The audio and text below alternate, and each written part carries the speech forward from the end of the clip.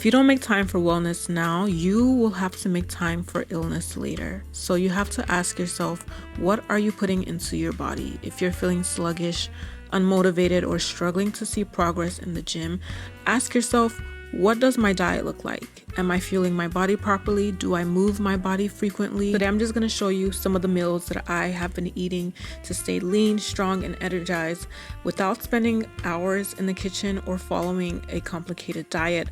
The recipes that I'm showing in this video are straight from my digital cookbook. So if you haven't already, grab a copy of my cookbook down below.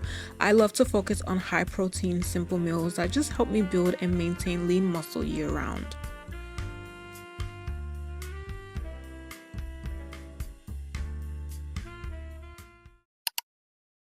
I'm following the workouts on my SoFit app. So if you need a training guide, whether you train at home or at the gym like me, if you're a gym girly or if you're a gym guy, make sure to check out my app. It is free for 7 days and you can cancel anytime. So as usual, I am starting off with my warm-ups.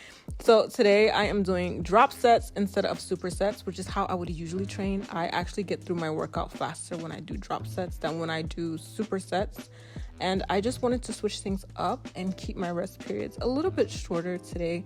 Also, I'm not focusing on lifting heavy here. So I'm just going to start off very light and I'm going to slow down my tempo, and your legs will be screaming if you do this. But resist the urge to speed up your reps and just keep the muscle under as much tension as possible. This is where the hard work really begins. And if you want to grow lean muscle mass, time under tension is your best friend, okay? She's your bestie. Like I said, this isn't about going crazy heavy with the weights. I want to keep the tension on my quads here because that is where the muscle gains come.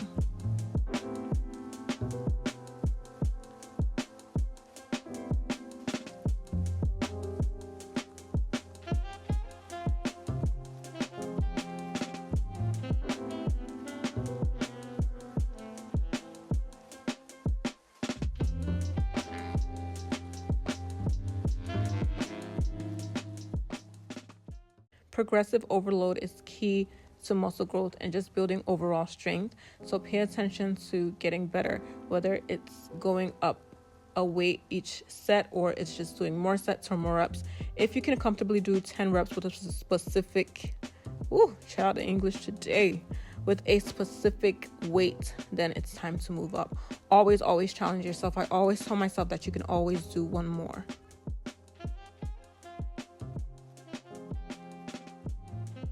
So these days, I don't go to failure with my compound lifts. And the reason is that the risk of injury is just not worth it for me anymore. So I try to leave 1 or 2 reps in my reserve, especially if I'm doing, like I said, a compound lift. So I might be going to failure on an isolation exercise, but with the compound lifts, I'm going to reserve that extra 1 or 2 reps because recovery also takes quite a bit of time. So I would stay within a 8 to 10 rep range.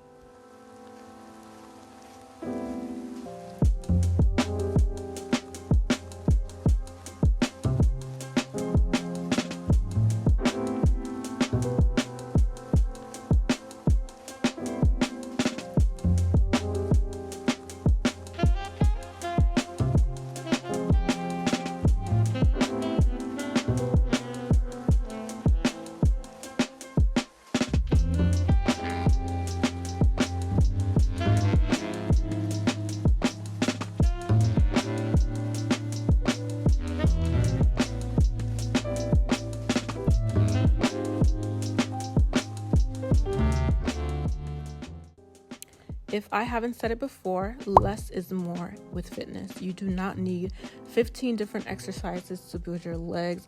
You don't need all those fancy new exercises that seem to be coming up every single day.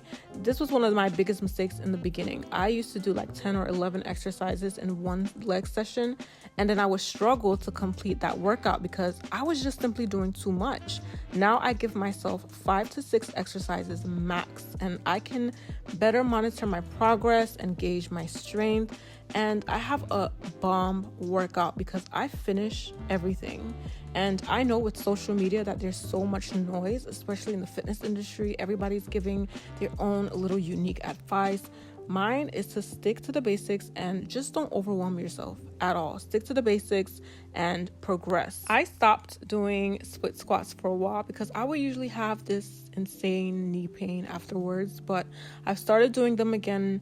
I've been doing them a lot more now, and I would usually do them on a squat rack like this. So I would set up a barbell and a pad, and this hack is so convenient and it's easy and it's so much more comfortable for me having the bar lower than using the usual incline bench. The only annoying thing about this is the barbell pad sometimes shifts, so it will turn around to like the strap part, and then it would just like my legs would be hitting the barbell. But apart from that little slight inconvenience, I prefer this hack so much more than using a bench to do a split squat. So yeah.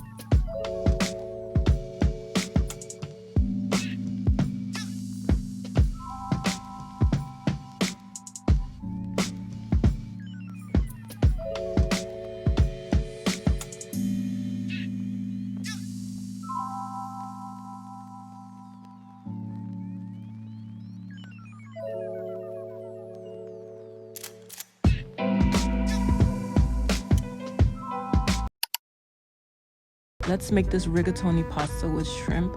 This was so good, of course. The recipe is in my cookbook. Now I'm gonna go ahead and cook the cup of pasta. And now it's time for us to prep our sauce. For this sauce, you're going to need a cup of soy sauce, a cup of water, 1 teaspoon of sesame oil, a teaspoon of cornstarch, and a teaspoon of oyster sauce. Give that a really good stir and set it aside. Don't forget to check on your pasta. And now get ready to prep the shrimp. I love shrimp. I can eat it all day. You need about a cup of cornstarch, and you coat the shrimp in the cornstarch and then add a small splash of oyster sauce to marinate them while you get cooking. Think of it as a quick warm-up before the big game.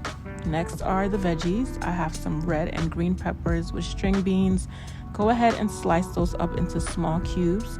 Heat some neutral oil. I am using sesame oil, and then you're going to toss your veggies in there. Stir fry them until they're a bit brown. Now it's time for the shrimp. Cook your shrimp in the same pan, then transfer them into the veggie bowl and grab the sauce. You want to add your spices and keep tasting it until it's perfect to taste. Now add your rigatoni pasta straight into the sauce and stir. Finally, go ahead and bring it all together by adding your veggies and your shrimp into the pan and toss everything over low heat for about 1 to 2 minutes. This is so good. Go ahead and plate it up, and there you have it. The cookbook says peppered steak, but we're going to use beef instead. This meal is so easy to make and perfect for any day of the week. No chef skills required. Okay, you can do this. Spoiler alert, it came out so good. Okay, here are the ingredients. We need 2 to 2.5 pounds of beef, some green and red bell peppers, 1 tablespoon of garlic, of course, some seasoning, and fresh peppers, and half a cup of tomato paste, guys. Okay, now you see me over here chopping it up with the zoomies. We're mincing, we're dicing, we're slicing, we're chopping, we're popping, we're dropping. Now we're blending the peppers. I got this blender from Prozis. Shout out Prozis. Now that we've done all of the prep, it's time to cook, starting with the rice. This rice cooker has been a life changer for me, okay? Super quick to get done, 10 minutes max. Absolutely love it for cooking rice and pasta. Now we're seasoning and boiling that beef until it's done. And now you want to heat a little oil in a cast iron skillet. Is this a cast iron skillet? Until it's hot. I'm using sesame oil. Sear the beef until it's brown. I also got this pan from Prozis. Honestly, they have the best kitchen gadgets. I'm gonna put all the details in my caption as well as my discount code. Now you're gonna set the beef aside and then fry your red bell peppers for a few minutes before adding the tomato paste. Give that a good stir until it's well blended, and then add the beef stock. I really enjoy making my own recipes, and I'm so proud of myself for putting together recipes that any and everyone can make. There are no rules. You really don't need to follow the recipe to a T. Taste it as you go, add a little extra seasoning if you need to. There you have it, peppered beef and rice straight from my cookbook to your table. Head over to my store and get a copy of my digital cookbook.